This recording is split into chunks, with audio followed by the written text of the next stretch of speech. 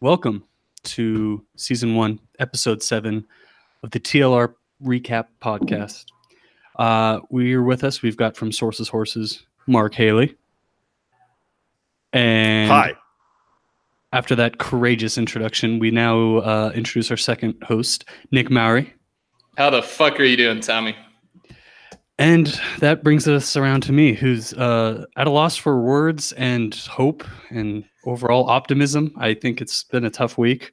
I actually get my wisdom teeth out tomorrow too, so it's just like the cherry on top. It just doesn't get any better than trading away your team. But anyways, I'll save that for later. As usual, we've got an action-packed show for you. We've got winners are coming, fireside chats, top threes, league recaps. And as always, we want to thank our true watchers, our true listeners.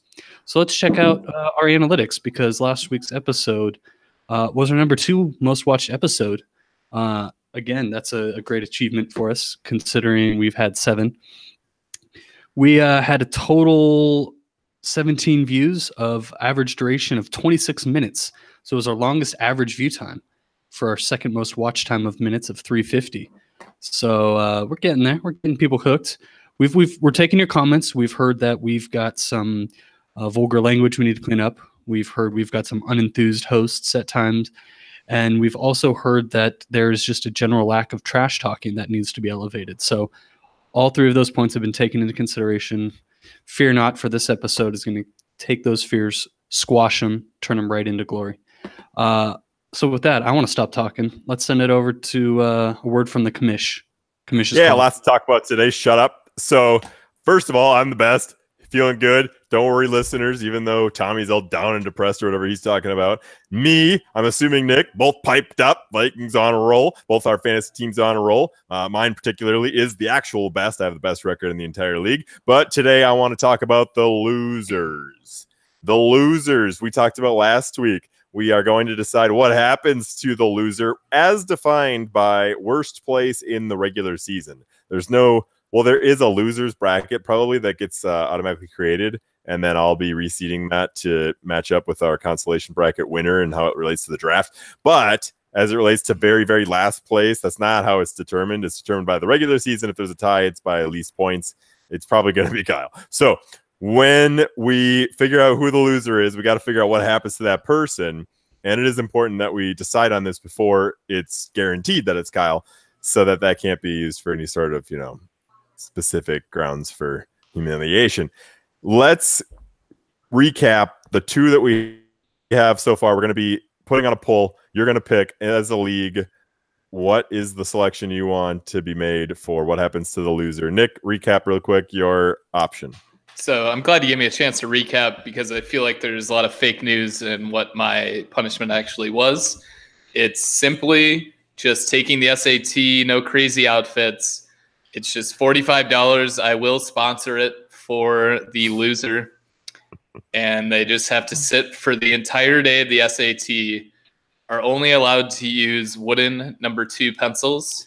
Ticonderoga. And as opposed to what? Mechanical. Okay.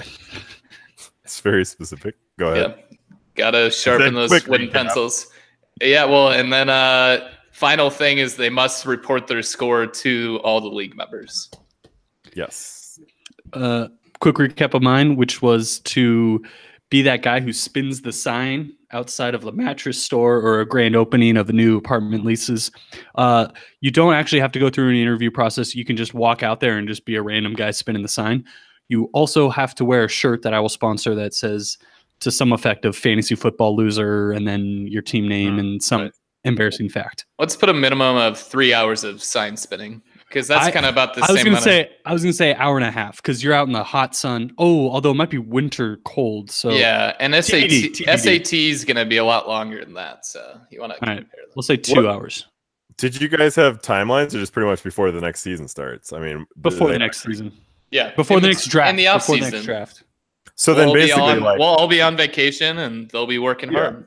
I like that because, like, for the science spinning, if it's someone in Minnesota, then they could just do it in more like the spring or summer. If it's somebody in Arizona, they might do it more like not the summer, and they still have to do it. So, Yeah, well thought out there. I like both those options a lot. I hope SATs rain or shine indoors.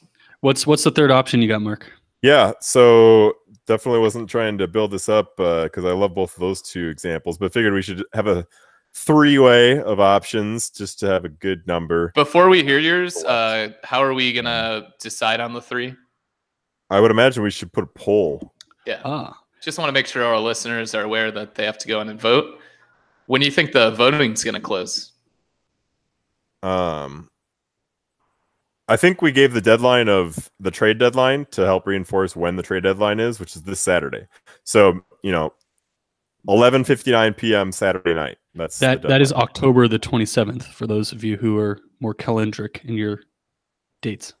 Perfect. And that's 23:59 for all you military tab users. I think we got this covered. And the third option. So should we start up maybe a Facebook Messenger chat with all of our phone numbers? Because they have a poll feature. So maybe we start up a new. I don't have Facebook Messenger. Maybe we require every single person downloads it. Why don't we just? You can do polls on the fantasy page. Yeah. You can't, but you can just do it by words. Okay. Is that what you're suggesting? Let's see how complex your idea is, and that will help determine. It's pretty simple. I think maybe you should put it as your... I'm pretty sure you can make a poll. You can on ESPN. All right. I'm 100% certain that you can't then. I think in half-point PPR leagues, they let you as well. Yeah. The third option is just for somebody named Clown, and they have to post a halftime entertainment video during week 16, the championship games. It's, maybe a mixture of like Super Bowl ad, halftime show. Maybe I set a minimum time so nobody skirts off of like, hey, I did this like one-liner, and that's it. That's my entertainment. So how about a minimum time on camera? I don't have a number in mind. I guess if 3 anything... minutes. Oh, that's the exact number I was going to say because everything's threes in our league trio. So I was like, 3 minutes. I think we should do that. It's been decided. And what if it's not any other entertaining? questions? Then that person has failed like they did in the fantasy season, but they probably tried their best. All right. I think we just post it to the chat and tell people to respond with their choice. Sounds good. Are we abstained from voting? No, we're part of the league. Sounds good. That's fair. And then whatever somebody's first vote is, that's final. So some asshole votes 3 different things. That. It's whatever the first one was. Ooh, wait a minute. No half votes. No half votes. But which one goes first in the order of the A, B, and C selection options? Who cares? I think it goes Nick, mine, yours, based on date of reveal. All right, it's an interesting twist. Well, now that I guess we've revealed it, everybody will know. But if someone just literally says three-way tie between A, B, and C, then how about this? How about you point them to the podcast? We say there are 3 options laid out in sequential order. That's your order. Watch it and let us know. And if someone doesn't watch or vote before the end of Saturday, then obviously they did not record a vote. And let's be honest, every American has the right to not vote, so we need to respect that. It is voting season. And there's definitely people that really want to vote, like the bad teams, like Kyle, Tommy, Winkles. No, I'm voting. You're going to want to vote. All right, that's a good call. All right. So we've talked enough. I believe that's the end of Commissioner's Call. Chris with the C is my new questions. Chris with the C is my new wild card for last place after his 50-point performance. Back to back, but let's jump into it. Let's recap the league. Quite uneventful. But first game is on my screen, which is obviously my game. Pulled off my highest scoring week. Pretty proud of that. Picked up due to some help that we'll address in another segment. Mitch Trubisky, I think is how he pronounces it now, or just Trubisky. But he 31 points with a lot of rushing yards. Roger, I would help you, except I was playing you, but you really played your team okay, minus your tight end position. So I'm sorry, I just came out of the gate swinging. I picked up New England defense, streamed them for 18 points. Marlon Mack with 30 out of nowhere, except out of somewhere because I drafted him and held him and abstained from trading him. Really subpar performance by majority of my other players, just a couple big high scores. Looking forward to getting Devontae Adams back off bye. He's really all I got. Still like the Darius Geis hold by Roger for the IR position. Don't know if you guys have anything else to add, but now we're both 3 and 4, but we are 4 positions different in overall standings because there's no team in our league who is 4 wins. Everyone is 1, 2, 3, 5, and then there's someone with 6. Well, I got one question. What do you think about Mac's chances of ever getting to 29 points again? Not this season for sure. I think he's got solid 15-point potential because I think moving forward I don't think he'll get 2 TDs, but if he gets 1 TD, 80 yards from scrimmage, that's kind of what I drafted him for. That's what I'm thinking. You're going to start him every week? Have you seen my other options? I mean, it's pretty dire. I need LaShawn McCoy to be hurt because then I have so bad. Your team should not be 3 and 4. Which brings me to the only point that I had about this matchup, which is a reminder, but it's also interesting now that we're deeper in the season. Let's think about the West, okay? First and second place is based off of standings like it always would be, but third place in the West goes to the team with the best overall record. It's actually a tie between Roger, Tommy, and tight end guy. Yeah, no, and then it would go to points as a tiebreaker before that, but that is huge. So Tommy, even though you only have 580 points, which is significantly lower than any other team in the league, so sneaky, like almost confirmed worst team is actually yours. But you literally make the playoffs in the West. Crafty game management. I've got a receiver that I'm excited about that I'll get to at a later time. But you know, that I'm looking up. I got to say, I was pretty pleased with this Sunday. All right. Next game. Hold on a second. Yes, that sir. reminds me, I had a rule question for Mark that we didn't get to in commissioner's call. I may have to overrule as commissioner of this podcast that we got to keep moving. Moving. You're not the commissioner of this podcast. Bring the energy. Don't speed it up. So I have just one question. So it's pretty, seems easy to me, but I beat Big Mama in our only head-to-head matchup, and I have the same record. It's actually a good question. And I'm not in first place. So again, I didn't read the rules. I will freely admit, but seems like a lot of bullshit that That's a great question. When we get to that is a good question. Let's talk about his game and let's then go to it. We're going there. To that answer. I will give you that answer. All right. Quick recap of the game before Mark reveals his answer. There was a lot of trash going into this game. Very close original projection. Savvy plays all around. I think everyone kind of played solid except some receivers on Big Mama's side with Tyler Boyd and Antonio Callaway kind of let him down. Philly basically had it in the fourth quarter and shit it away. But the Lamar Miller sit might have hurt. That was a 16 points. Nick, I'm looking at yours. You could have sat Deshaun, but other than that, you kind of played it as good as you could have. Interesting double defense hold there. I'm kind of intrigued. Other than that, Des Bryant's still on Big Mama's bench, hoping for a revival at some point. If he comes back, he's gonna be a stud. And I'm still upset that Ian Thomas is no longer a part of Big Mama's squad because that was really the highlight of his team. You're probably blowing up his spot. It's probably a waiver claim that he's paying good fab cash for right now, waiting to hit midnight. But when you talk about some keepers, you've got Saquon, Joe Mixon, and Tyreek Hill right there for Big Mama. If I'm looking at Nick, just a quick sleeper assessment. Christian McCaffrey, Alvin Kamara, and then I think you go out Adam Thielen, but I don't want to take maybe words out of his mouth. That would be a good pick. All right, I have to give a comment first because you said. Well, can I recap my own team? Yeah, after I just posed this rhetorical question that Okay. I'd like you both to answer. Yeah. So Tommy said that there was some trash talk going into this game. My rhetorical question that I'd like you to answer is, do you think our league is at a point where we can all handle trash talk?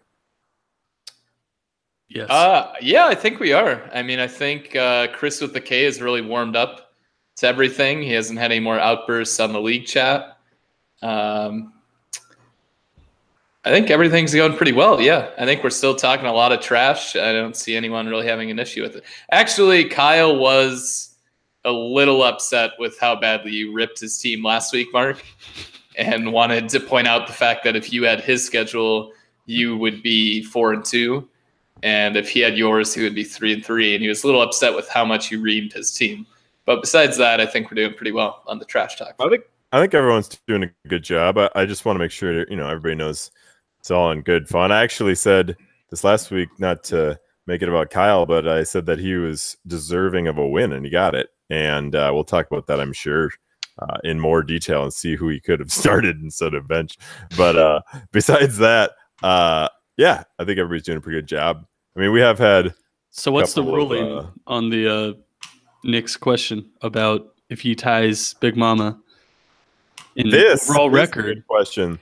But so, he's beat him head to head. Recap, and I'll do it succinctly and in a way that everyone can comprehend.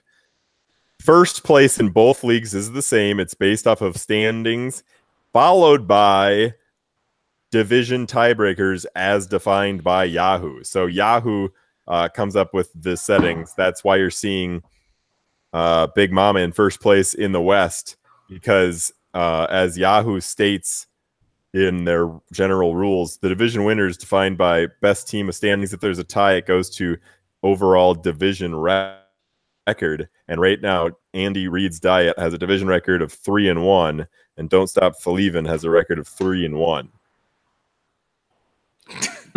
I'm not sure. So, what's the next tiebreaker? We'd have to go to Yahoo to look, but I would imagine it's the points for category, which we do have defined. So does head-to-head not mean much in this league? Yeah, so fantasy football truly is fantasy, because in real football, head-to-head matchup is the first tiebreaker. The making the playoffs rules, not similar to the NFL rules.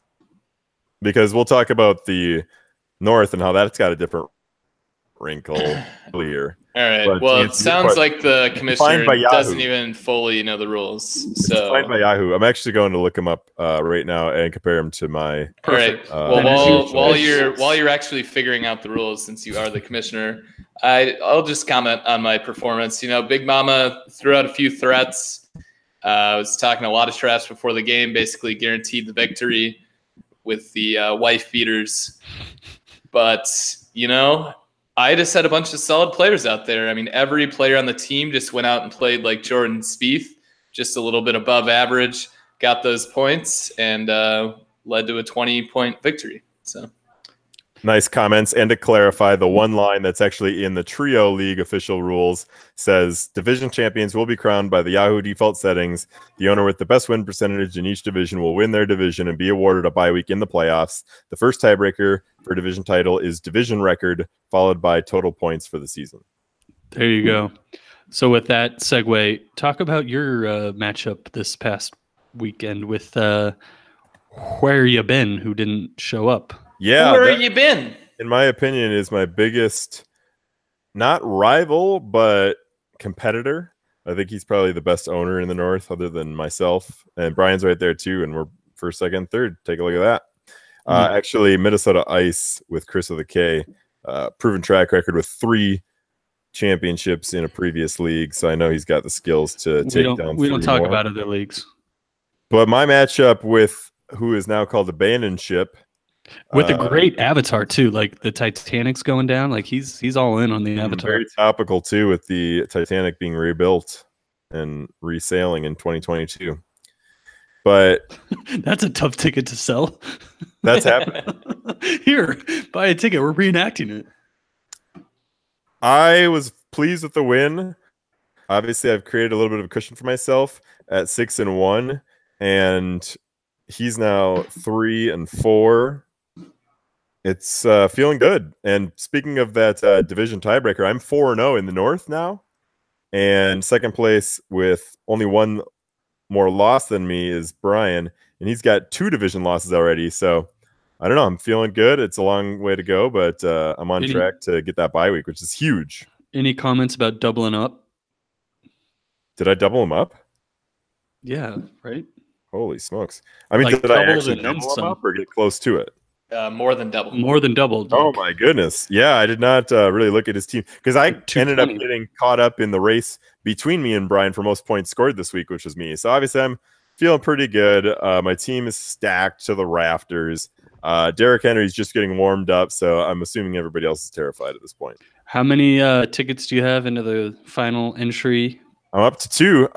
I haven't been writing them down, but they're all in our archives. But I think Big Mom and I both have 2, and I don't know who else has 1. I know Sean's got 1, and I do think Nick has 1 as well. And there would be 1 more after that, I think. But yeah, I'm feeling good. What else we got? Next game is Minnesota Ice, which is Chris with a K, against Pun Killers, Chris with a C. Nice matchup. I don't want to comment too much on Chris with a C, except to say that a 2-week score of, I think, about 120 total points over 2 weeks, and he went 1-1. So can't knock him because he's scrapping away. But more importantly, Tommy, he broke your record for the worst score by a solid 7 to 8 points. So, wait, how many points did he score? 50. What is happening? The guy I played scored 59, and that's not even. You had a score in there too. I'm out here scoring 136. Nick's probably averaging 120 a game. These guys, Nick, are scoring 50 some. So, bye weeks hit earlier for some than others, so you gotta roll with the punches. Oh my! The best part about the 50-50 burger put up by Chris with a C is that even on his bench, he only had the only player that scored double digits on his bench would have gotten him 10 less than Phillip Rivers, who he actually played by sitting Deshaun Watson. So even his bench options weren't going to cut it. He was missing out on Allison from Green Bay, though. I think that would have swung the game for him.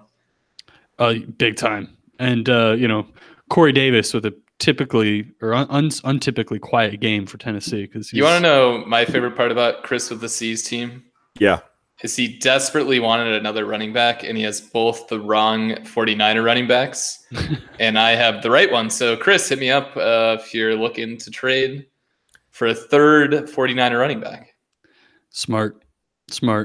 As we look to Chris with a K, his team, I do think that Alex Collins is slowly losing favor in Baltimore, but he's squeezed. Ooh, I guess I can reveal it now.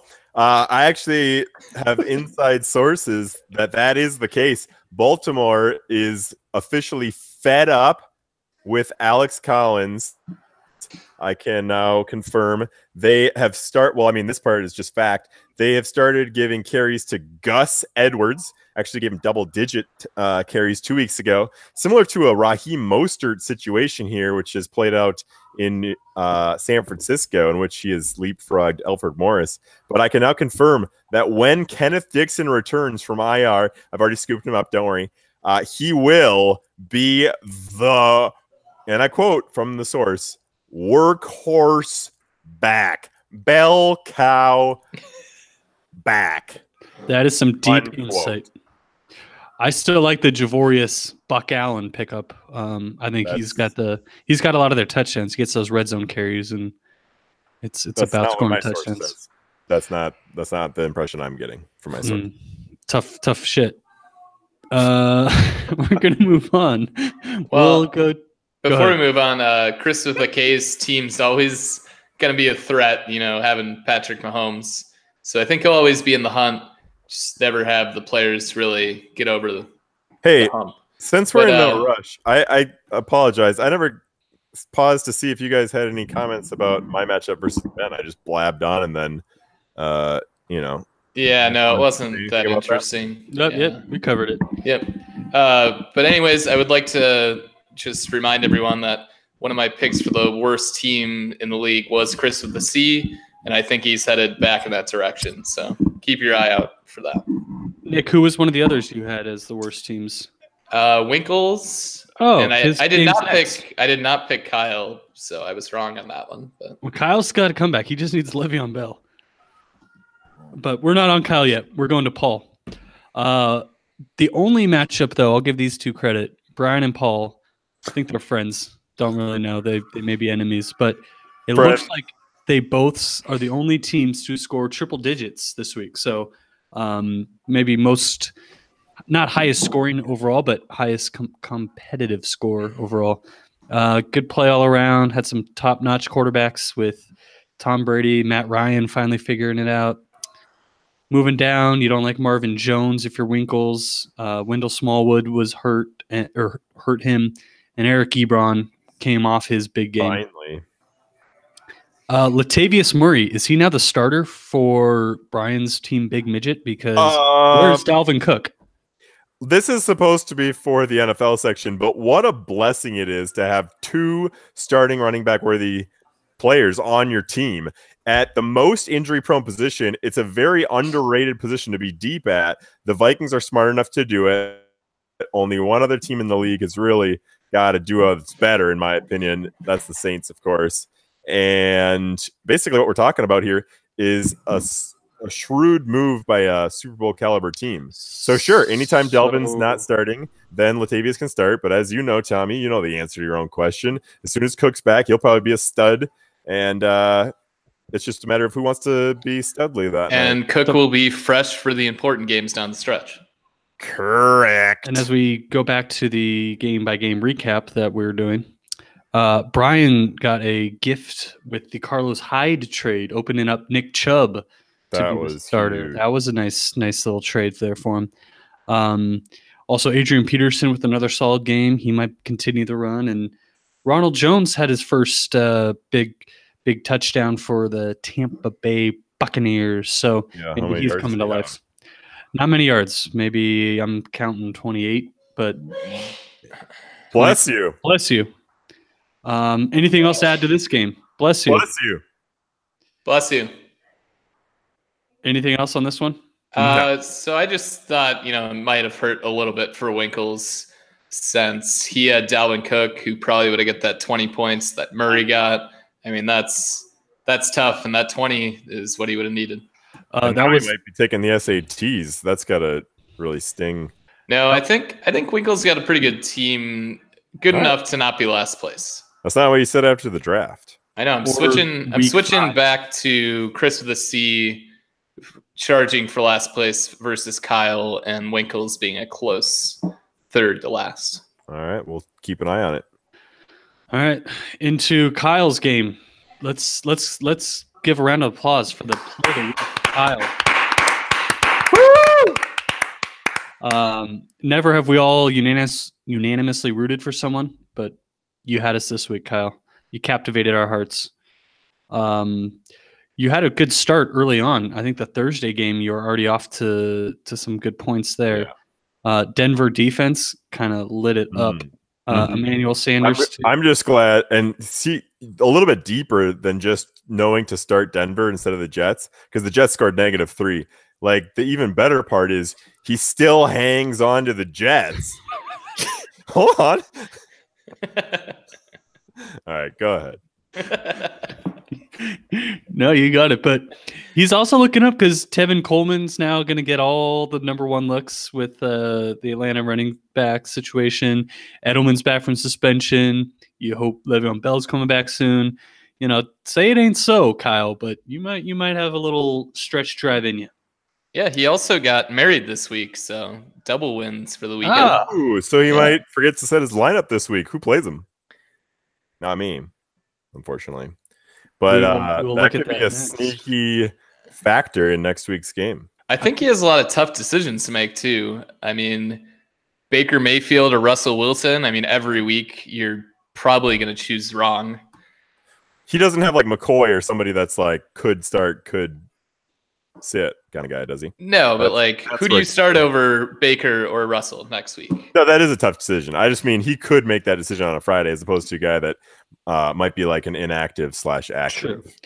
speaking of tough decisions that actually played off, Sean, my favorite team name tight end guy, Jameis Winston over Drew Brees, which at first thought I'd have been like, oh, it held up there, but actually played out to be the right play.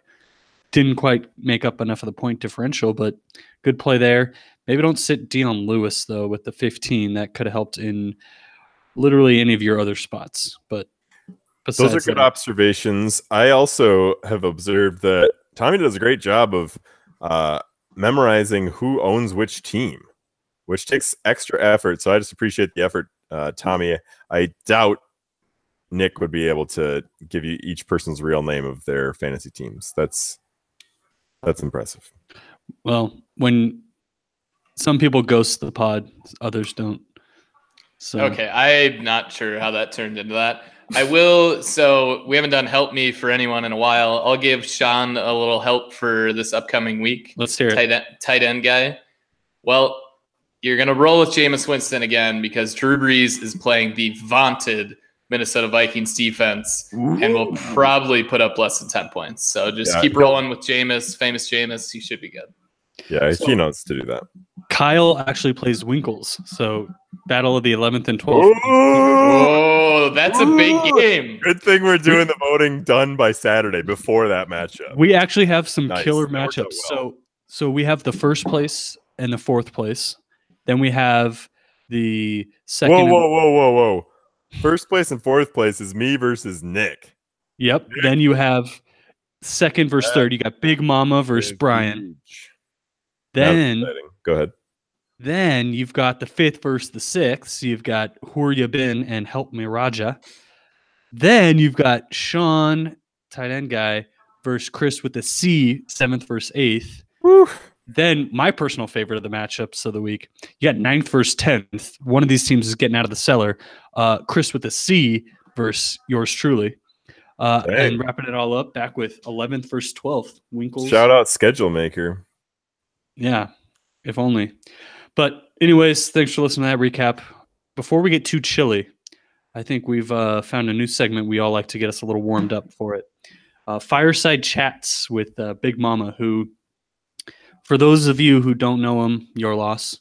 For those of us that do, some of the most insightful fantasy analysis, trash talking, and overall comic relief, especially when your real team and fantasy teams are having tough years like myself. So, Nick, you got anything Fireside Chats with Big Mama? Well, first I wanted to start off by Big Mama sent us three, kind of some text messages that he thought we were throwing some shade at him.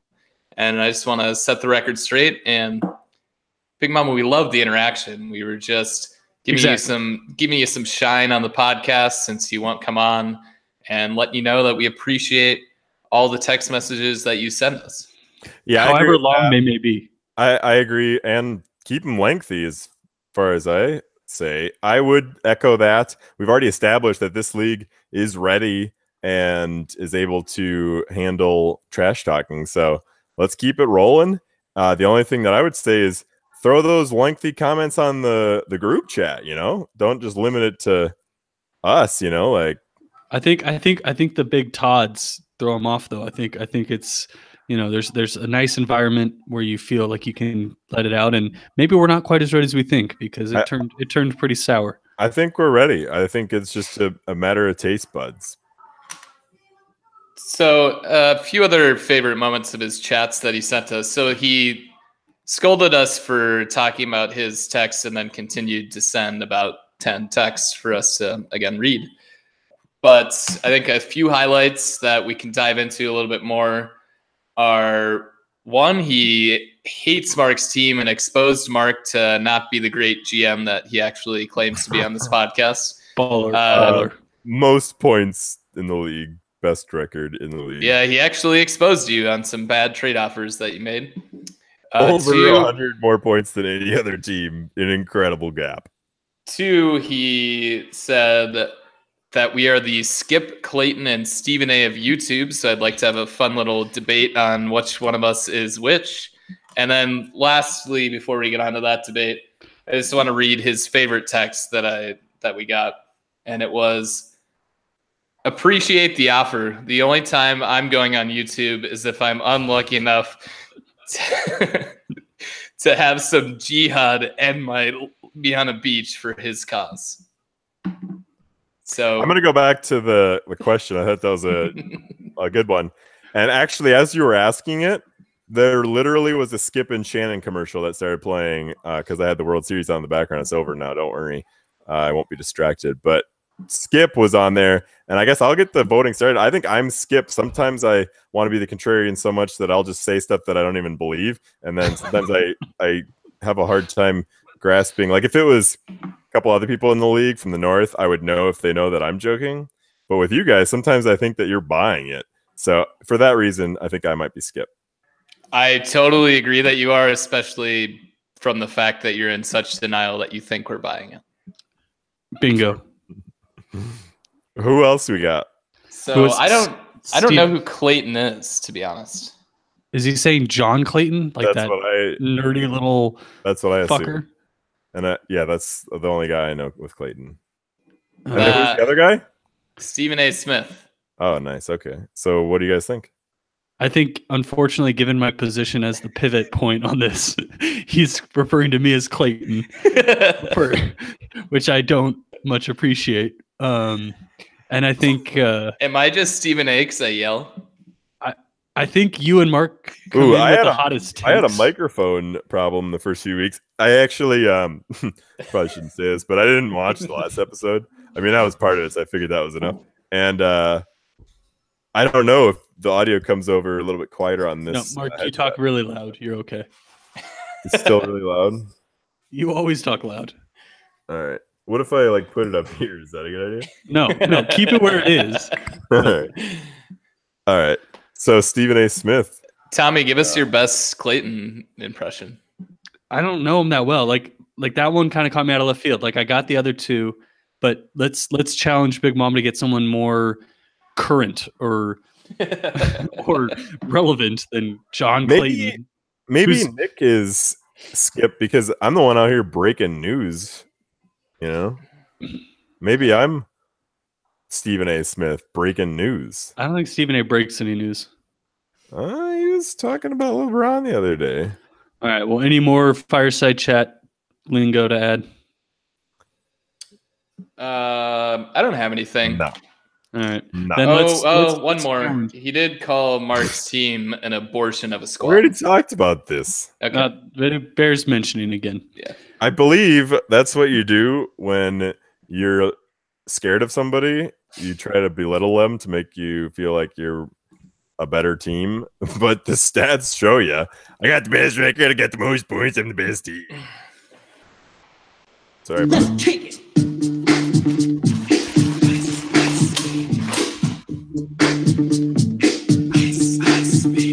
All right, stop, collaborate and listen. I sit back with my brand new invention. Something grabs a hold of me tightly, flow like a harpoon daily and nightly. Will it ever stop? Yo, I don't know.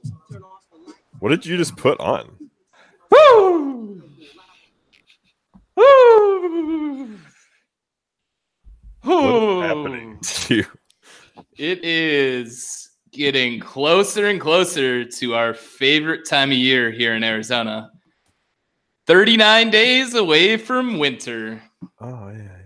For all the northerners, people that don't live in California, Arizona, if you're wondering, yes, I did manage once again to hit the links today after work, outdoors, and, just work on the swing.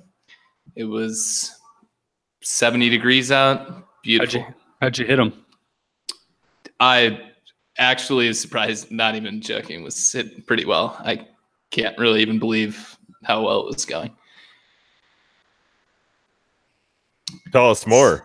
So for today, I thought, this whole time I'm telling him how bad winter's going to be, how many days away. This time this is going to take a different spin on it. You know what? I'm going to help all our friends outside Arizona and California on a few things they need to get to prepare for the winter to come. So today's more of a helping winter is coming session than a hurting. So these are, I just randomly looked up online, just your standard things you need to do to prepare for winter. Forgot my hat. Good save. So first one, be able and willing to diagnose hypothermia. So here are your hypothermia symptoms: uncontrollable shivering, or worse, a complete lack of the shivering impulse. Oh, wow. Drowsiness, lethargy, shallow breathing, weak pulse, stumbling, confusion, incoherence, slurred speech, a change in attitude. I think that's where some of the grumpy responses come from. How do you know you're not drunk with all those? That sounds. I know there's a fine line. That's why you got to prepare for winter, Tommy. Tommy, is it lethargy or lethargy? I lethargy. Yeah, that caught me off guard. Yeah, I think we'll be okay. Okay, so number 2 thing to prepare for winter is know how to increase your heat. So the number one way, the most common way they recommended to do this, of course, was by shrinking your living space. So close off any rooms you can live without and just go in your smallest room with no windows, most walls, and just hang out there all winter long. Is that in the article? Yeah, this is standard. Just Google how to prepare for winter anywhere outside of Arizona, California. Okay. So here's number 3. I only got one more after this, so bear with me. If you must go outside, you better know how to. So you should prepare to know how to go outside in the winter. So here are a few suggestions for that. Protect your eyes. Be careful where you step. If you get lost or disoriented, stop and regroup. Don't make it worse. Don't be afraid to just go back to your starting point if you're not getting the rewards of moving farther. And then always use snow to your advantage when navigating. Keep track of your footsteps. And then this one kind of piles on top of that. This is like number 4 most common thing to help prepare you for winter is know how to walk safely in the snow. So take it slowly, be deliberate, be careful about where you walk. Use a long pole or stick to poke the ground in front of you so you don't post hole. And post holing, for all you listeners out there that are wondering what that is, yeah, I have no idea. Occurs when you take a step and your leg plunges through deep snowpack. Mm-hmm. And it's not impossible that you could sink your entire body through the snow line and never be found again until your body is frozen and dead. Well, you'd be dead, yeah. Yeah. And then those are 4 things to help our northerners, anyone outside Arizona, California, prepare for the winter to come. 39 days. Yeah, honestly, so, I would pay special attention to that last one. I know that we went through a lot there, but if you weren't listening all the way through, that last one could be a lifesaver. And I don't want to speak for others, but I think we should thank you from the bottom of our northern hearts for such great insight and thoughtfulness and how we should prepare. Yeah, I felt like I was giving them a hard time, the weeks leading up to this. So thought I would change it up on them and offer some good advice. I know you guys kind of just touched on this, but I also have to just say thank you to Nick for bringing this one up. I didn't know that you would have this many resources available to you when we started this segment, but this one especially just really blew me away with what you were able to find for the listeners this week. So thank you. Yeah, I'm sure there's a lot of listeners that thought winter is coming would have ended after week 2 of the podcast. But now there's a reason we're able to pay for things like Winter's Coming segment, and we're able to bring you, quality, professional hot takes. Just waiting until the coat goes away so everybody can hear this next PSA, because this is not one of those moments where we step aside for one of our sponsors. I appreciate the sponsors as much as the next one, but I actually am appreciative as well of the government requiring at least a certain percentage of PSAs, public service announcements, and this is one that we're actually happy to bring you today. And it starts off with actually a pretty important topic, the meaning of life, which has been pretty much recapped very succinctly. The meaning of life. Anybody want to take a stab if you had to say in one word maybe what the meaning of life is? I believe Derek Zoolander once said, moisture is the essence of water, which is the essence of life. Maybe the essence, I would agree 100%. But maybe a word that starts with R for the purpose of life. Nick, want to take a stab? Rewarding. It's another good guess, but reproducing is the first of the 4 R words that life is all about. Reproduce, reduce, reuse, and recycle. If you can do those 4 things, you are doing your part in allowing this world to be sustainable and allowing the world to really just live on and prosper. So today, I actually would like to announce and reveal a new option that really speaks to the reuse category. And I mean, I'm just excited to share this with you that there is a use now, a reuse, if you will, for something that's so common. There is a total of 3 billion of these every year in the US alone. Now you would think there's 3 billion somethings in the world, not just the world, the US of A, that hopefully it's a small thing, right? It's not. It's a pizza box. Big, bulky pizza boxes. 3 billion? Going in the yeah, that's how many are sold every year. Most of those suckers go right in the trash. You might be wondering when the first pizza box. Not a lot of people are taking up on it, Tommy. It's a problem, but I'm here to give you a solution in just a moment. You might be wondering when the pizza box was invented. It was actually invented in 1988. So we might not be seeing the problems yet, right? 3 billion a year, oh, big deal. Well, that's now 20 years. That's 20 times 3 billion a year. That's 60 billion pizza boxes that are still in our landfills.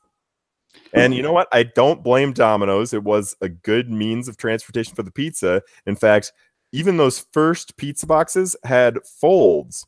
You might not have known that the first ones, they were connected separately. The front side was not directly connected to the lateral sides, Tommy, but rather the flaps fixed to the lateral sides were folded inward toward the lid. So the pizza boxes now have some different folds, and you're able to create pizza boxes in the pizza establishments very quickly and easily. Most famously, you might remember a commercial where a guy was folding pizza boxes faster than any other person. Tommy's got it. That was also Domino's. Yeah. And now I'm here to tell you that now, yes, this was invented by Domino's again. They're the geniuses of pizza boxes. But now this is a PSA. This is not a Domino's commercial. This is pizza boxes reused, courtesy of some lines and some folds, some indents, some creases, some perforations even on the boxes that will make it extremely easy for you to turn your pizza boxes. Each pizza box can become one a part of 2. If you get 2 pizzas, a lot of people get 2 pizzas at the same time. And so if you took the pizza boxes and individually follow the crease lines, you'll end up with, if you have 2 pizzas, 1 complete pair of pizza socks. So you get 1 pizza box plus another pizza box equals your a pair of pizza socks. And just glad to have them aboard. Again, similar to the North, being able to share that information with everybody that, I mean, if you're going to buy a pizza, there's 3 billion of them sold every year, Nick. But I would recommend you buy it from Domino's and follow the instructions, they'll have you folding your pizza box into some pizza socks you can reuse. And is there any sort of promo code we can do for our first set of pizza gloves? This is actually Oh, this was a PSA. I'm sorry. Pro bono. Mm. Yeah, so pizza socks. Sweet. Can't wait to try on. Not pizza gloves. Did you say pizza gloves? I did not. I said pizza socks. Okay, because we are not talking about pizza gloves yet. I can't confirm or deny if those are in the works, but awesome. Well, if those are in the works, that sounds like a future sleeper keeper for this league. It also is a nice tease. Someone would call it a Richard tease. This week I have 3 nominations for Richard teases of the week. The first is Nick's muted microphone that ceases to be muted and thus picks up every chip he's been eating and coat he's been hanging in his living room. Oh, no. Don't tell me it's a chip. I didn't see what he was eating. I was going to play What You Munchin'. Well, I could be wrong. I'm just guessing. So that was my first tease of the week. It's not a chip. Second was Justin Tucker missing that extra point after making like 244 straight. Oh, that's an NFL topic. Which is going to come up next. But my actual tease of the week was Kevin White catching a 55-yard pass and not getting into the end zone. I'll give you that one. Actually, that was glorious. That it got me 2 points, but I could have had 4 more, and if you had Kevin White, 6 more if he had just turned the right way. So that got another W for the Patriots. Has to feel good for you, Tommy. Also, probably feels good that the entire region of New England is about to add another World Series to their every team championship string from the past 10 years. Yeah, no kidding. Good things happen to good people over and over and over and over and over again. Bunch of massholes. All right, so top 3 of the week. I think Nick, you had 3 that you wanted to go over? Yeah, I can go first. I'll just read them off real fast so you guys can comment. 1, Vikings are still back, still on the road to Super Bowl championships. And more on that topic, Everson Griffin is back. We'll hopefully be playing this week, so our dominant defensive line becomes even more dominant once again. Another Viking, this is all in the same first one. Rumors are swirling that Pat P is on his way to the Minnesota Vikings. No. And if we could trade Xavier Rhodes for him, down. Yeah, rumors are swirling. And Adam Thielen is the best wide receiver in the NFL. And I actually know that one is true because Roger, I talked to him about Adam Thielen, and Roger has this thing where he always hates whatever player is the best at his or her position. And he now hates Adam Thielen more than anything, which means Adam Thielen must be the best wide receiver in the NFL. Quick comment before you move there. Roger hates the best at his or her position. You guys do a lot of WNBA scouting too, or LPGA? Because I'm not sure I would have kept up in that conversation. You got to pay attention to the dynasty links for the WNBA. So my comment to that, just for now anyway, would be that you talked about Thielen. That is my biggest regret, and it probably will be all time my biggest regret in Trio League history, taking Derrick Henry instead of Adam Thielen, who could have been mine forever. Because he is the best receiver in the NFL. Yeah. I do really feel for you. But moving on. Second one? Moving on, John Gruden is the Donald Trump of the NFL and is just firing everyone, which I actually love because instead of just sucking and being like the Cardinals and doing nothing, except like talking about how you'll change the game plan or scheme differently and then get fired up when you beat a shitty 49ers team. The Raiders are actually making moves. They're releasing people, trading people away. Who knows what John Gruden's going to do next, but no matter what, one thing, it'll be entertaining. I have a comment on that. Yeah. They also might pick up the players that they released 1 week after they release them. And I also think we're probably going to get into it more later, but I kind of agree with Nick's point as far as the Amari Cooper trade, because he sucks, and to get a first-round pick for him, and it could be like a mid-first-round pick, is actually a really good value. And if they hadn't already traded Mac, people would probably be like, yeah, that's actually a good trade. But because this is a chain here, people are throwing negative comments about Gruden. I'm pretty sure Gruden knows what he's doing, all right? The dude's got a championship under his belt. Maybe you should trade Gruden. You did it once. Yeah. For 2 first rounders. Keep doing some sick moves. You can get more first rounders. You can get 5 in the next couple of years. It's true. Maybe the Cardinals will trade us for Steve Wilkes. Any thoughts, Tommy? Yeah, I wasn't sure if I wanted to get into it, but you guys have stoked the eternal flame that is the Raider fire. Wait a minute. Are you wearing Raiders stuff right now? I am. Oh, and boy. I have. I guess that tells us what we need to know. For every episode, but it's in a somber state today because that's what you said last week.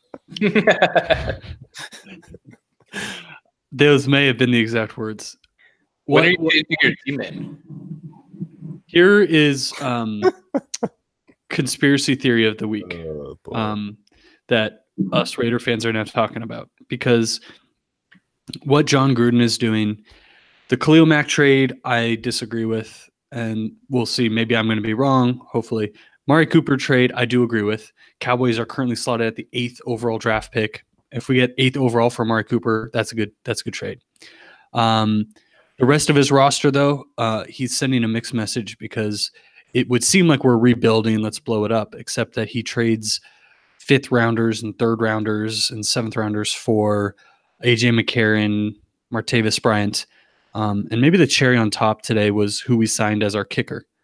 You guys may know him, but I don't know if you know this. But Daniel Carlson is now a member of the Oakland Raiders. I'll never say his name again. So all of my laughing matters from week 2 when he was abysmal. He's now the Oakland Raiders kicker. So Gruden isn't just rebuilding and getting rid of things. He's also trying to actively tank. So he is the Trump comparison with the "you're fired," that works. He's also a hinky, just like let's just pretend like we're playing, but just tank it. You know what I really feel for though is the fans of the Bay Area and the Oakland, because this is going to lead in the conspiracy theory I led with, but he's basically saying, "Fuck it, Oakland. I don't want to play in your shithole stadium. Your fans don't mean that much to me, even though I talk like I'm this whole Raider mantra guy. Let's get ready for Vegas." Well, he is Raider Nation. He's just not Oakland Nation. Right. And so for him, Raider Nation's greater than the true Raider Nation that is Oakland. And so they're going to be good in Vegas because they're going to have like 5 first-round draft picks in the next 2 years, and they're going to get decent. And he's a good coach. He's not a good GM, but maybe he figures that out and gets a GM in the next couple years. So my suspicion is they're going to go to Vegas and in 2 to 3 years be competitive. Maybe not good, but competitive again. Conspiracy theory, though, is the Raiders, or the city of Oakland, is suing the Raiders for the name and likeness of the Oakland Raiders as the brand and the team name. Smart. So that they maintain that as part of Oakland. Now, in another piece of news, the LA Chargers recently lowered their, I don't know if it was their target revenue via ticket sales from 400 million to 150 million. Thereby, pretty big jump. Thereby showing they have no support in LA. And the NFL owners are now talking that might have been a mistake. They may not have been ready. So, conspiracy theory 101, Raiders move to Vegas. The San Diego LA Chargers look for a home. Oakland says, hey, you know what? Fuck you, Gruden. Fuck you, old Oakland Raiders. Brings the Chargers up to play in Oakland, and the Chargers become the Oakland Raiders. So wow. that's just a crazy spin, but it does make for interesting radio, which we're doing something similar to radio. Also heard that people don't like the name podcast. I don't know what the hell we're doing here, but of course the question that anybody would ask is, Tommy, as a Raiders fan, if that scenario played itself out, which team would you be rooting for? And that's a great point given the shirt I'm wearing, because at the end of the day, we're rooting for laundry boys. I'm sure there's going to be someone who's wearing number 89 after Cooper, and there's someone who's going to wear 52 after Khalil Mack. And on Sundays, when those boys in silver and black are playing, I'm rooting for that jersey, that color. I'm not rooting for the guy underneath. It's not like I know Amari Cooper or Khalil Mack. And yeah, they might be great in the community, but at the end of the day, we're rooting for the laundry that represents either where we're from or what we tie to. And it's going to be hard for me to get over that. I talk myself into, oh, maybe I'll just transition and I'll like find players in college I like, and I'll follow them through college into the pros, and then just follow the players, get super fantasy focused. But deep down, when I see a Raider games on TV, I still get that burning fire that is the eternal flame of the Oakland So whoever Raiders. gets the Raiders name is the team that you're going to root for? My conspiracy theory is pretty far fetched. So I think the LA Raider or the Las Vegas Raiders will still be the team I root for. And then it'll get really tricky if in 5 years the Oakland gets a different team. Mark, Yes. you're putting a lot on him. He'll figure it out. He's got some time. But I feel like I answered those fair. But spin zone for the Daniel Carlson thing. I don't know if this is a spin zone for Gruden or for you, Tommy, or for both. But I think it's actually a smart strategic pickup by Gruden, because he can blame all the losses on Daniel Carlson. And Exactly. You're totally right. That's why he's pulling a hinky. He's like putting players on the field that he knows are going to lose and saying, no, I'm not tanking. I put players out there. They're just not good players. All right, this isn't a Radios podcast, but one more Raiders question for me anyway. Derek Carr, now this, so it's been confirmed that he's a crybaby, squirts out tears. And also, in addition to that confirmation, there's rumors. I don't know if maybe they're confirmations by this point, but apparently everybody else on the team hates him, and they're not so sure that he can continue to be their leader. So, do you want this guy in that laundry? Yeah, I don't know how much of that. I saw those reports. I'm sure there's some truth to it, maybe not full truth. I don't think he's the issue. I don't think he's the solution. He may not be the solution either, but in terms of losing the team and all that, he lost the team when he traded Khalil Mack 3 days before the season. That's when he lost the team. So that's not on Derek. That's on John. In terms of Derek and the crying, he's claiming it was active emotion. He gets very fired up for games, almost like Phillip Rivers. So I don't care too much about that. And it shows me at least he's a little passionate about the team, because I'll tell you what, watching their game in Seattle versus Seattle when they were in London, didn't look like anyone else cared. So I'll take the emotion. Yep, emotion's always better in sports, and the whole crying narrative makes no sense, because crying is actually an attribute that you should want in your players, because usually they don't care, and they, after the loss, go back to the locker room and talk about what they're going to do that night with all their money, which is a lot of dinero. Mark, did you have any top three for the week? Whoa. Nick still has one. Yep. Nick still has one. So my last one is just simply a question for you guys. So I don't know if you saw Jim Kelly's nephew was arrested for just stumbling into a random house, sitting on a couch at 1 a.m. in the morning next to a mom with her newborn baby, and supposedly just mumbling until he got hit on the head with a vacuum cleaner by the husband and then arrested. So my question for you guys is, well, and he also came to this house after attending a Broncos team party.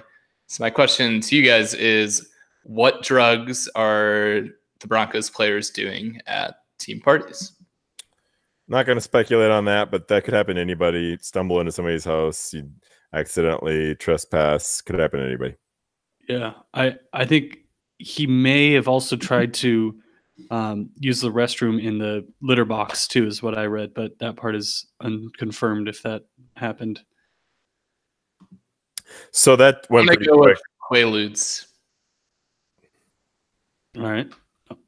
Luckily, a couple of mine are actually overlaps, and I have to say before I start in with this first one that this was not one of my three. It was not going to be a topic that I talked about this week. Little behind the scenes action. We were initially going to do the podcast yesterday for reasons that we all agreed to. We had to move it back a day. So in that day, something happened that is going to impact the landscape. We're talking NFL now, right? Not fantasy. You got it. Yep. So today, Everson Griffin, after a win, by the way, this is after the Vikings more than doubled up the Jets.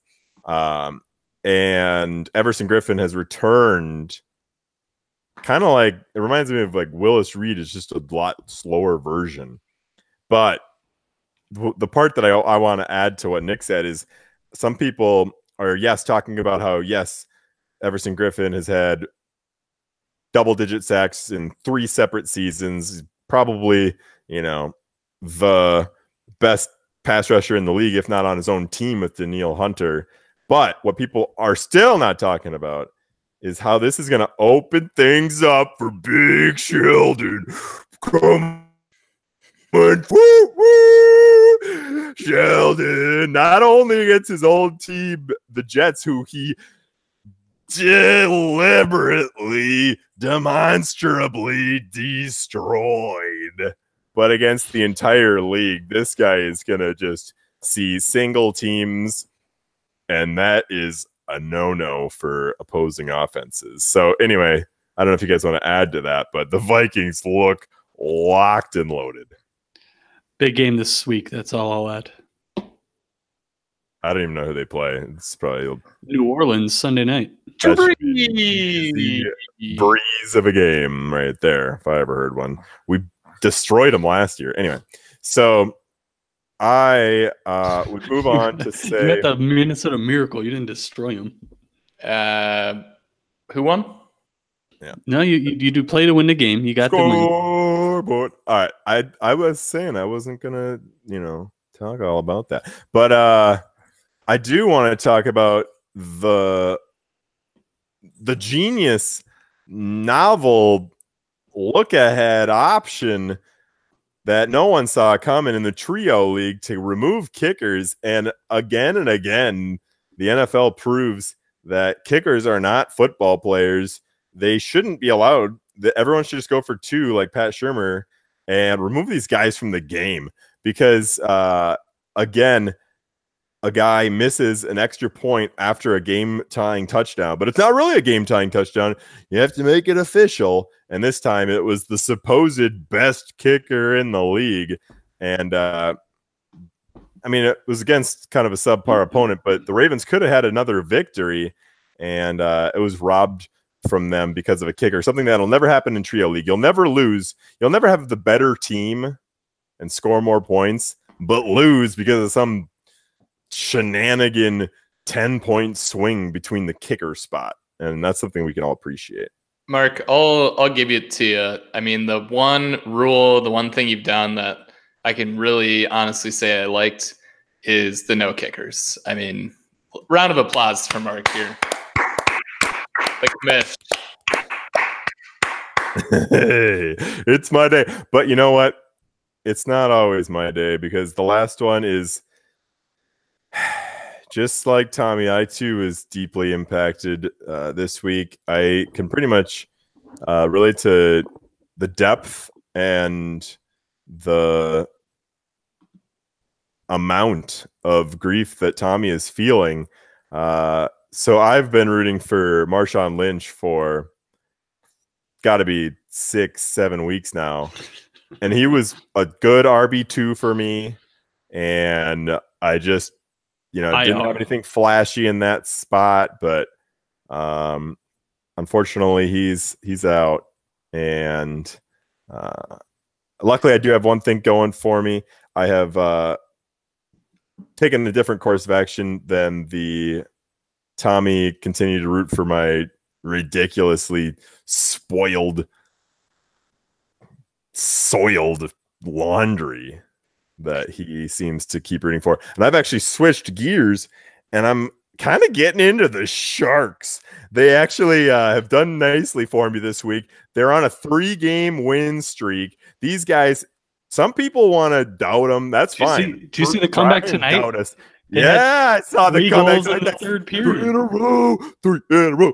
We're up to 11 points. It's tied for the lead in the Pacific. The Ducks Some people are like, oh, here we go. Ducks are going to be runaways. They've lost 3 in a row. Whole new season starts now. We're only 11 games in the season. There's a long way to go. So even the losses won't hurt so much. Go Sharks. I love the compassion there. We really just gonna let that go? We are, because I don't know about you, but sharks have to eat a lot. So what have you guys been eating lately? Or has their dad? Mark? I thought we're on Tommy's NFL things of the week, but No, I'm not letting that just go on. All right, what's up? I do like the Sharks as well, but Mark, you can't add another bandwagon team. You just added the Dodgers to one of your This one is just trying to cover up the wound. This is like a Band-Aid of my Marshawn Lynch grief. Let him use a Band-Aid. What do you want to offer me for Jalen Richard? On the air, I am willing to say that I don't even think I would give you Doug Martin for him. But I could be swayed by our insider that knows the Raiders better than either of us. Tommy, which guy do you think is more valuable? Rest of season outlook. There's a third guy that's not in the mix yet. Gonna hold that name until DeAndre Washington. No, another guy, former Raider, probably practice squatted, looking to sign him. I think Jalen Richard between those two options, because he gets the garbage time, like 50 yards receiving on 8 catches. So Doug Martin has had 27 carries and like 87 yards, so very uninspiring. He'll be in my starting lineup this Sunday. Oh, well, we're playing the Colts, so they're no good either, but that's bold. I don't know what the Raiders offense is going to look like without Cooper and without Lynch. What a guy that they threw the ball to 3 times a game. Well, Cooper was never good. He had some moments. He was never good. Crabtree was their good receiver. Correct. Yeah. Well, they're both gone. I'm starting Richard this week, so Mark, I guess we'll get to see. Ooh, and we're playing each other, so sounds like a real fierce matchup between the 2 best teams in each division.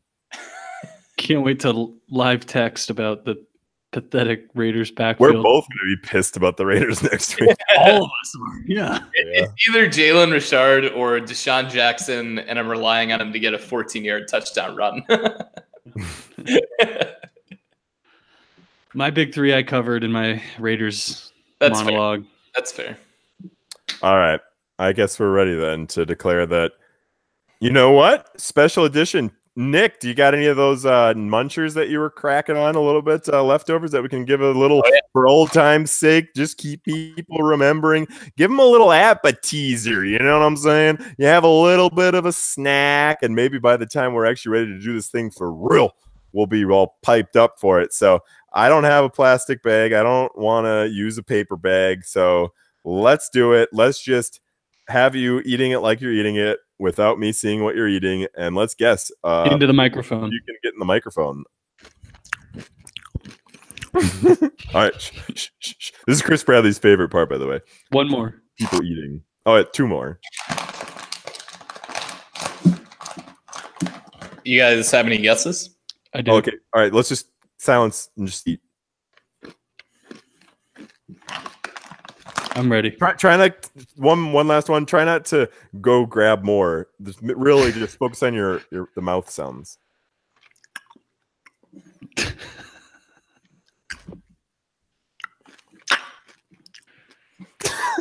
Okay. All right, I have a guess. You go first, Mark. Wasabi peas. Oh, that's close to mine. Mine are the hip peas, those like garbanzo bean ones. You guys were going with the more salty route. I'm actually on more of the sweet peanut M&Ms. Special brand. Oh, what's the special brand? The Unreal peanut M&Ms. What makes them unreal? They're just dark chocolate instead of normal chocolate. I don't know. So they're not M&Ms? No. I have to get those. Are they almonds? They call them dark chocolate peanut gems. Oh, I don't think I would want them to be peanuts, but all right. That was awesome. All right, Let's Nick. give a round of applause to Munchin.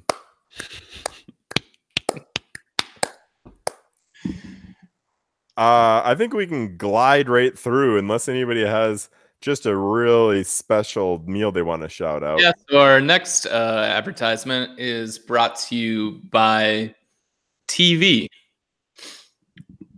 Looking forward to the NBA season this year? Yeah, me neither. Are you a basketball fan that loves to watch basketball but hates the NBA Yes. because of cucks like Kevin Durant? Yes. Well, there is finally a solution that you can begin using for the 2018-2019 season. TV, or Truth Vision, will once again make the NBA season exciting for you and your friends. Every time before you sit down to watch an NBA game on TV, just remember to place the ultra comfortable Truth Vision goggles onto your head. They will change everything about the NBA game right before your eyes. All the games will be competitive. The championship will be held with two unsuspecting teams that work hard to get there. And every Warriors game you watch with Truth Vision will always include, at no extra fee, a gruesome injury to Kevin, forcing him out of the game. Type in code TLR to receive $50 off your first pair of Truth Vision goggles. Brought to you by the same company that provided the revolutionary Bag Bitches services, Truth Vision. Where do I buy it? Go to truthvision.com. You know what's sad is that this Raiders season, I've been wearing those goggles, and it's only become reality.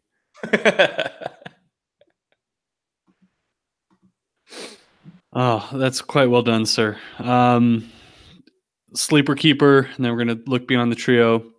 To be quite fair, Sleeper Keeper, pretty average this week. There wasn't anyone. I was going to pick on the Baltimore running back situation. Mark kind of alluded to it with Kenneth Dixon. I was going to go different route, but I was going to say someone in Baltimore running back, or watch out for them being a free agent destination for a running back because they're kind of struggling to figure out their running back rotation. All right. I got two Sleeper Keeper potentials. Shoot. First one I saw on Twitter, which, by the way, great app. If you haven't checked it out, great for sports news. You just sign up. It's free. It was actually my 8-year anniversary today. I tweeted about it. Anyway, you can. What's your handle? At Haley Comments. Mine's Mouse Speaks. Do you ever tweet? Nope. Yeah, I consume the content, but I don't create it. That's usually me, unless they give me a notification that I can send out a special tweet because it's my 8-year anniversary. Check it out. Anyway, so I saw on Twitter that I think it was a Raiders fan that said, now that Lynch is out for the season, the Raiders should trade one of those first-round picks. They got a ton of them. They should trade one of those suckers for Le'Veon Bell. We got the cash to re-sign him. Sleeper Keeper. Nope. Raiders. Trade for him all you can, Tommy. No, not going to happen. Oh. All right. And then that was my only one, I think. You got any other ones? I don't. Nick, any from you? We can go straight to look beyond the trio because I have something I'm pretty fired up to dive into. Jump. So I teased it a little bit earlier in my top 3 NFL storylines. It's not to do with a Vikings player. It's about Pat Peterson. So Pat P, as some people call him. I love that guy. Here's how he could possibly end up on Minnesota, according to some great reporting. Yeah. So Arizona would send Pat P to the Vikings for cornerback Trey Waynes. Done. Plus a 2019 first and third round pick. And here's my favorite part. With the Cardinals agreeing to keep Sam Bradford and his whole contract so that Minnesota will still be eligible for those picks that they would be trading to the Cardinals. What? Yeah. Oh, is the third pick like a compensatory pick? Yep. Yeah. Interesting. I would 100% do that. Swap out Trey Waynes for Patrick. Even if they wanted Rhodes, I would do it. When are you guys Same going to get package. financially? Like, you guys keep signing players. How's the cap situation?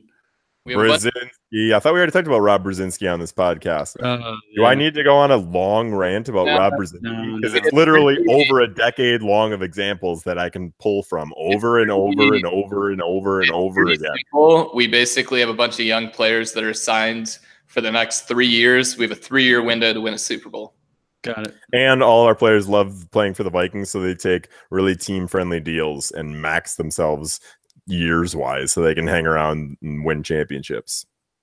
How many guys have you guys won in your entirety? In Okay, Zimmer's so- career, we are going to win like 3 to 4. So my other look beyond the trio was, who do you guys got in the World Series? I know we kind of know the results of Game 1, but do you have the Red Sox or Dodgers? / who are you rooting for? Oh, definitely rooting for the Doyers. I'm so pumped that they got rid of the Brewers.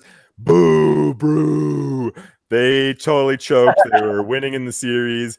It was another gut wrencher, just like last time when they had Braun and some other kid like a few years ago. And I was living there at the time. They were actually at one point the favorites to win the World Series. And I just, looking back, I'm actually glad that they were able to make the NLCS. So that it's just that much more devastating that they didn't make the World Series. And I'm actually really glad, too, as the last point, that they didn't even make the World Series, because some of those Brewer fans would have been like, oh, well, you know what? At least we got a pennant. You know, we won the senior circuit. So, like, yeah, I'm not messing with that. They won nothing. I don't have nearly as passionate of a response because I don't care who wins, but I think it'll be the Doyers because if I remember correctly, Houston was in the World Series. They lost. Then they came back the next year and won. A few years before them, the Royals were in the World Series. They lost. They came back and won. So the Dodgers would be following that same current trend where you lose the first year, you go back and you win it the second. I like that. I guess my only other input is I think the Dodgers have a chance if they just stop pitching Kershaw at all. Or pull him out of the pen. Like, let him just throw. Don't start him and pitch him Right, for that's more what I than mean. 3 innings.